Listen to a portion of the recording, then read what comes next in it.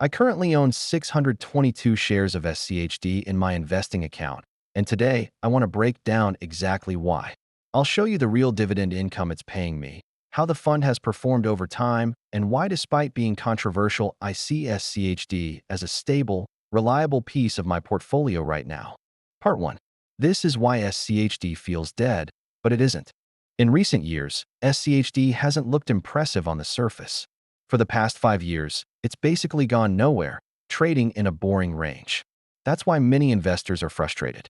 But short-term performance doesn't tell the full story, especially for a dividend-focused ETF. Zoom out, and the story changes.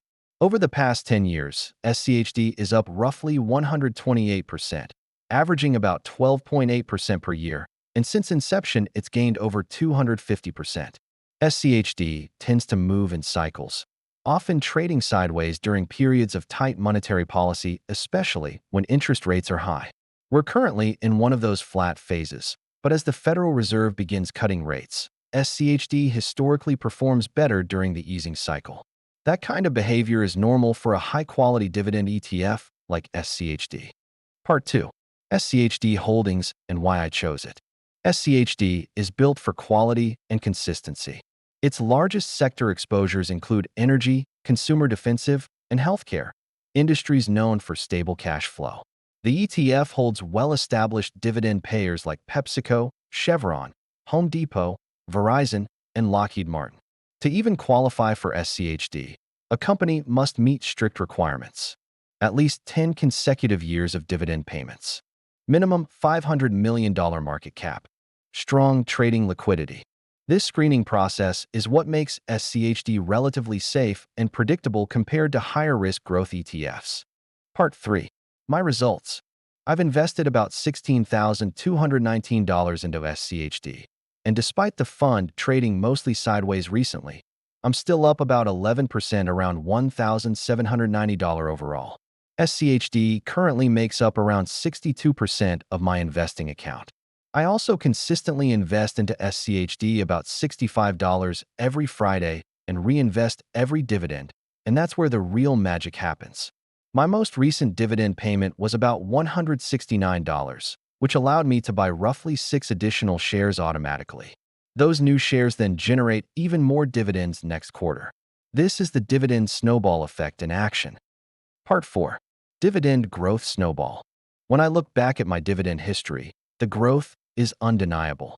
My payments started tiny, under $5 when I first bought my first shares in 2022, and have steadily climbed over time.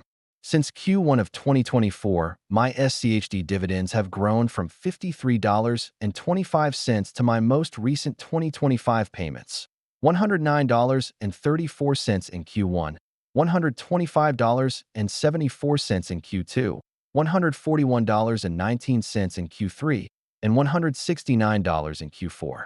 Each payment gets larger because I reinvest every single dollar. Those reinvested dividends buy more shares, which then generate even more income the next quarter. And this is just one piece of my portfolio. Other dividend-paying holdings stack on top of SCHD, accelerating the compounding effect even further. Part 5. Long-term projection. Using conservative assumptions, with SCHD continuing to average an annual total return of around 12%, I ran a 30-year projection based on what I've already invested, $18,000, plus weekly contributions of $65, roughly $260 per month. The result?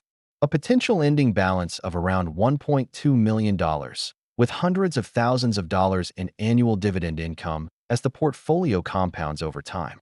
Of course, nothing is guaranteed. Markets fluctuate, dividends aren't guaranteed, and inflation impacts returns. But this projection clearly shows the power of consistency, reinvestment, and long-term investing, even with a boring ETF. SCHD isn't flashy. It won't outperform every market cycle, but it keeps me investing, pays dividends quarterly, and compounds quietly in the background. And that's what matters. Investing doesn't need to be perfect. It needs to be sustainable. Block out the noise, pick a strategy you believe in, and stick with it. If you found this breakdown helpful, like and subscribe for more.